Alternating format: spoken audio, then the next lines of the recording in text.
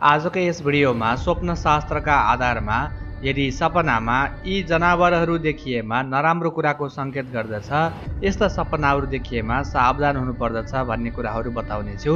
पुरा भिडियो हेर्नुहोला। यदि सपनामा खच्चर अर्थात् गधा देखिन्छ भने यो राम्रो सपना होइन। यसले आफूले गरिरहेको काम अथवा आँटेको कामकाजमा असफलता मिल्ने अथवा विघ्न आउने संकेत गर्दछ। त्यस्तै प्रकारले यदि सपनामा बिरालो देखिन्छ भने यो पनि राम्रो सपना होइन।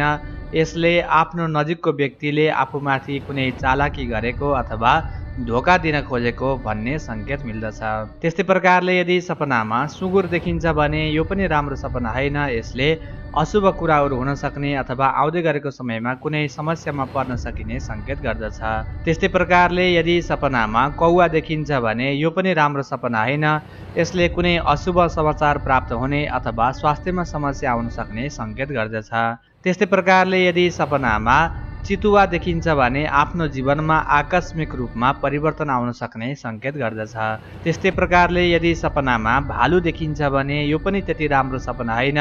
यसले क्रोध बढ्ने र आफ्नो कामकाजमा क्रोधले गर्दाखेरि बिग्रन सक्ने अथवा कुनै समस्यामा पर्न सकिने संकेत गर्दछ। त्यस्तै प्रकारले यदि सपनामा बाँदर देखिन्छ भने यो पनि राम्रो सपना होइन। यसले नजिकको व्यक्तिबाट कुनै धोका अथवा छल हुन सक्ने संकेत गर्दछ। त्यस्तै प्रकारले सपनामा घडियाल अर्थात् क्रोकोडाइल देखिन्छ भने यो पनि राम्रो सपना होइन। यसले नजिकको व्यक्तिले शत्रुता गर्न सक्ने संकेत गर्दछ। त्यस्तै प्रकारले यदि सपनामा माकुरो देखिन्छ भने यो पनि राम्रो सपना होइन। यसले कुनै व्यक्तिबाट धोका हुन सक्ने अथवा कुनै समस्याको जालोमा फस्न सकिने संकेत गर्दछ। त्यस्तै प्रकारले यदि सपनामा फ्याउरो देखिन्छ भने यो पनि राम्रो सपना होइन।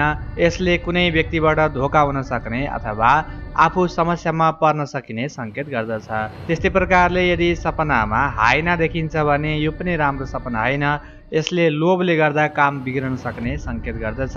त्यस्तै प्रकारले यदि सपनामा बत्तीमा आउने ती पुतलीहरू, फटेङ्ग्राहरू, किराहरू देखिन्छन् भने यो पनि त्यति राम्रो सपना होइन। यसले आफू कुनै मोहमा परेर आफ्नो जीवनको लागि कुनै हानि हुने काम गर्दै गरेको भन्ने संकेत हुँदछ।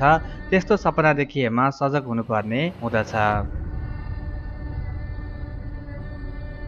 पक्कै पनि हजुरहरूलाई यो भिडियो उपयोगी लाग्यो होला।